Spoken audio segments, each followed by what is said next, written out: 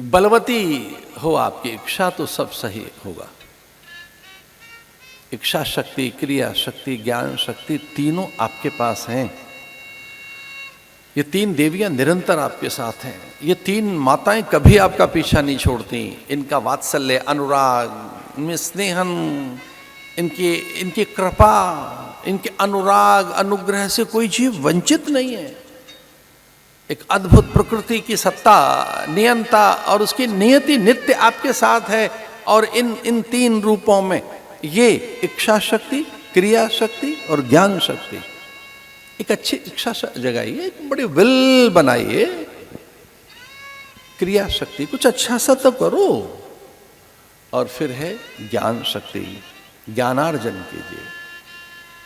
और मनुष्य के लिए कोई पहला साधन है तो वो ज्ञानार्जन है।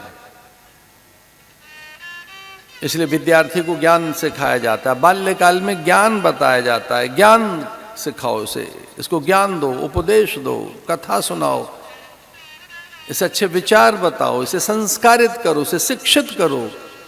तो शिक्षा और दीक्षा है क्या? ज्ञान।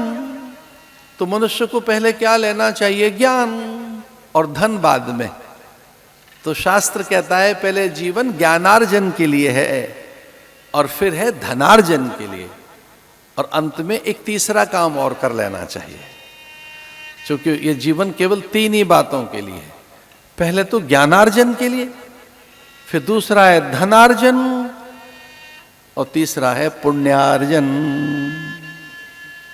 फिर पुण्यार्जन करो, फिर सत्कर्म करो, शुभ कर्म करो।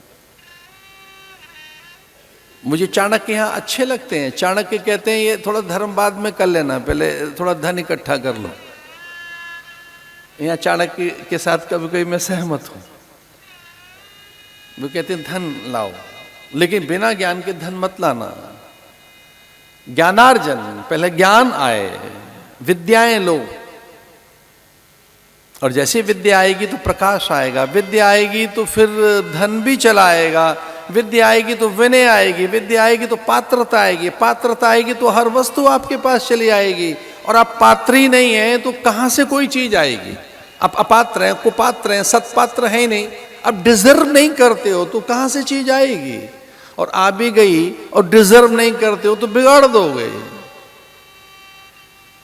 आ भी गई तो बिगाड़ दोगे, व्यर्थ कर दोगे, अकारथ कर दोगे, व्यसनों में चली जाएगी, नष्ट हो जाएगी, खो जाएगी। आपको पता ही नहीं है उसका यूज कैसे करें, उसका प्रयोग कैसे करें, जब आप जानते ही नहीं है तो प्राप्त वस्तु का भी ऐसे नाश हो जाएगा।